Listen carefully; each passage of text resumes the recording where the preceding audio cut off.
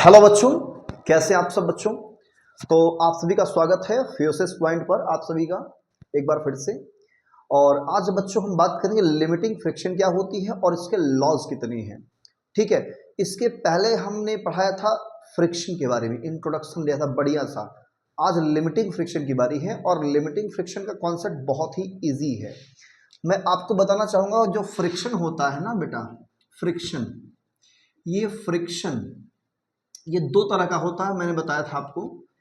एक का नाम है बेटा स्टैटिक फ्रिक्शन, एक का नाम क्या है स्टैटिक फ्रिक्शन, और दूसरे का नाम है काइनेटिक फ्रिक्शन। क्लियर बेटा, ठीक है। तो ये फ्रिक्शन दो तरीके के होते हैं, एक का नाम है स्टैटिक फ्रिक्शन और दूसरे का नाम है काइनेटिक फ्रिक्शन। इसका सिंबल जो होता है वो एफ होता है और इसका सिंबल हम एफ के यूज करते हैं। दोनों में कौन बड़ा होता है? स्टैटिक का मतलब रेस्ट, कोई बॉडी अगर रेस्ट में है, रुकी हुई है, तो उसमें जो फ्रिक्शन होता है वो स्टैटिक फ्रिक्शन। बॉडी मोशन कर रही है तो क्या होता है? Kinetic friction. ध्यान रखना एफ जो है हमेशा बड़ा होता है किससे? एफ के से। ठीक, अब जैसे ही एक सरफेस है और इस सरफेस पर एक कोई बॉडी है, मान लेते हैं ये बॉडी है, ये बिल्कुल अभी रेस्ट में है और ये इस कंडीशन में है कि थोड़ा सा फोर्स इस पर लग जाए, थोड़ा सा फोर्स अगर हल्का सा ज़्यादा हो जाए, है ना, तो ये बॉडी मूव कर देगी। मतलब ये tends to move, tends to move, ये मूव करने के लिए इस समय रेडी है, बिल्कुल चलने ही वाली है।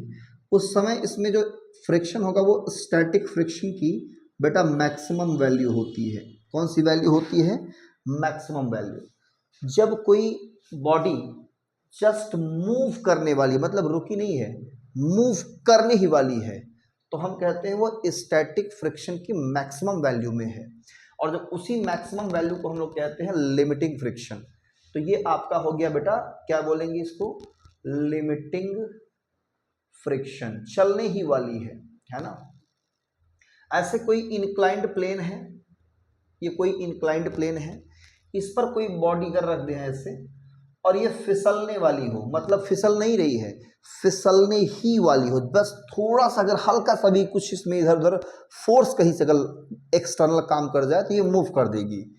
मतलब मूव कंडीशन में है, यानी फिसलने वाली ही है, ये फिसलने वाली है, जस्ट स्लाइड, है ना, ये फिसलने वाली है। इसमें एक फ्रिक्शन लगेगा किधर? अपोजिट डायरेक्शन में, ऐसे इधर अपोजिट डायरेक्शन में एक फ्रिक्शन होगा, वो मैक्सिमम स्टैटिक होगा।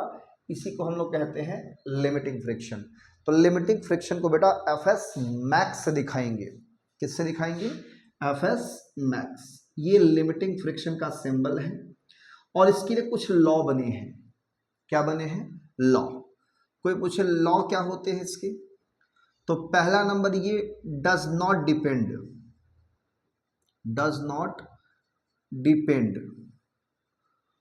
ऑन द शेप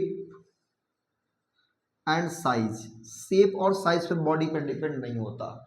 मतलब जो लिमिटिंग फ्रिक्शन है बॉडी किस शेप की है, किस साइज की है, उस पर डिपेंड नहीं है। क्लियर? पहला लॉ ये आपका हो गया। दूसरा law, it does not depend, ये डिपेंड नहीं करता, डज नॉट डिपेंड किस पर?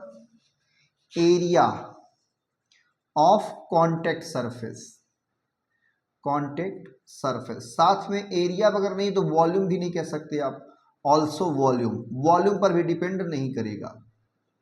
क्लियर? तो दो ही इंपॉर्टेंट ये हो गए आपके। तो लॉस तो है बहुत अभी, लेकिन दो ये ध्यान रखिए, इन पर डिपेंड नहीं करेगा।